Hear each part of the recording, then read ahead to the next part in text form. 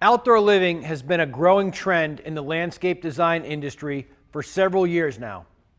The elevated patio is the signature installation for any hardscape contractor.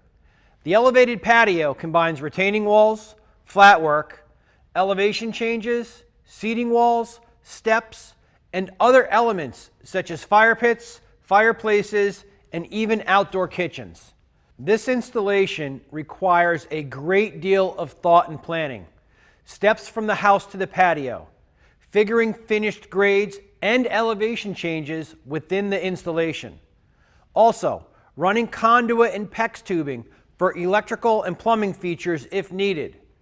Grading is also critical. You're creating a mostly impervious surface and have to account for all the water. Do you simply run the pitch off the edge of the installation? Are you incorporating drains? Where and how many? Where will they outlet? Another aspect to consider is where the raised patio meets the house. Does it tie into the foundation? What needs to be done in terms of flashing and waterproofing to prevent any damage to the house? These are all important points that must be considered. When done correctly, the raised patio can add valuable living space to the most unruly of backyards and provide great space for entertaining or just spending time with the family. Today we're going to show you how to install an elevated patio using a combination of Cambridge wall systems and Cambridge paving stones.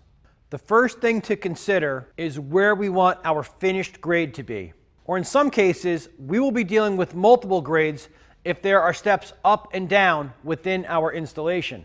How does this correlate with our entrance from the house? Will they be stepping right out onto our patio surface? In most cases, there is a step or two transitioning from the house to the patio surface. Typically, steps are a minimum of 4 inches and a maximum of 7 inches per step. The tread depth should also be a minimum of 12 inches as well. Plan accordingly based on finished grades you are working with and determine how high our raised patio will be.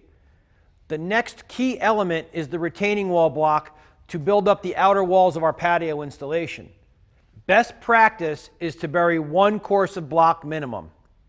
You should prepare a base equal to the block height and twice the depth of the block. Wrap this in filter fabric to ensure no migration of materials. A couple of things to consider about the block and the installation. Our matrix wall shown here can be stacked vertical or set back.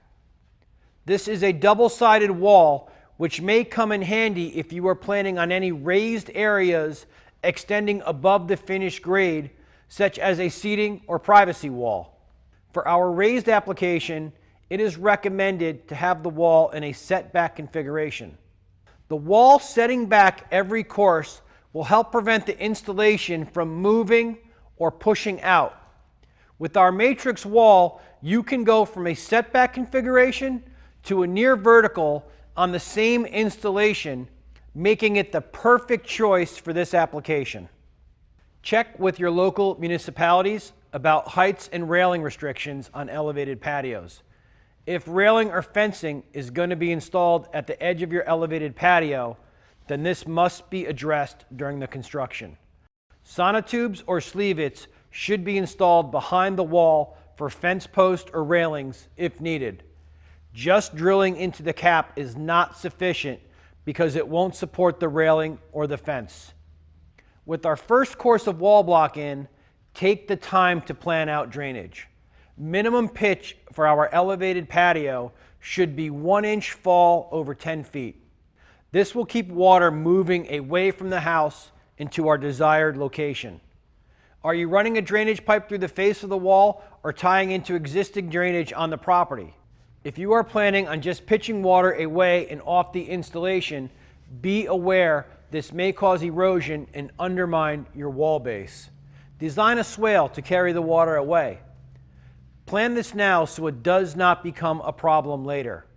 GeoGrid is normally thought of for use in larger retaining walls. However, its practical application here is money well spent. Even for walls only a couple of courses or a couple of feet high, GeoGrid will provide extra strength to your wall installation to prevent any movement in the future. Let's take a look back at our GeoGrid video from last year.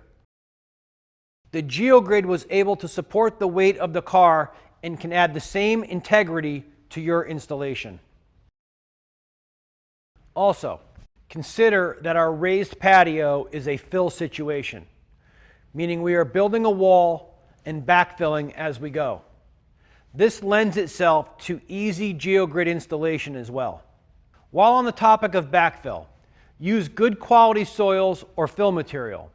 There should be no organic materials that will break down over time and cause settling in the installation.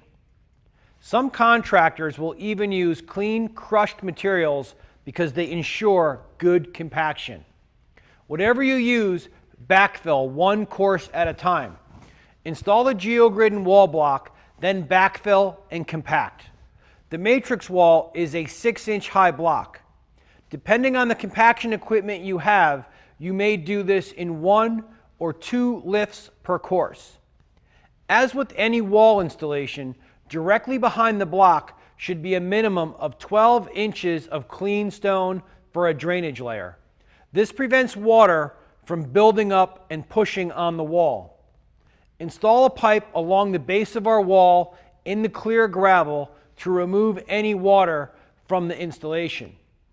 This pipe can daylight through the wall or be tied into existing drainage. As you install the final course of wall and prepare to backfill, it is at this time you should lay in any conduit or PEX tubing for electrical or plumbing fixtures. Also, if you are using surface drains, such as a trench drain or center drain, lay in any hardware or piping and make your connections. The final step is the installation of your Cambridge paving stones with ArmorTech. Our pavers will be installed on 1 inch of C33 bedding sand. Our paving stone installation will be even with the back of our wall caps for a clean finish. Oftentimes, the elevated patio will come off the back of a house like a deck. Waterproof the house using a waterproofing membrane or tar. If you're going to be covering up wood, use a metal flashing. Install drain pipe behind the wall and up against the foundation with T's for channel drains, either daylighting it or running it to a dry well. Even with proper pitch, there will still be moisture up against the foundation or side of the house. This is critical to prevent issues from arising down the road. A properly installed elevated patio will last and can be enjoyed for many years to come. To learn more about our products, go to cambridgepavers.com, and to see more videos like this, visit our YouTube channel.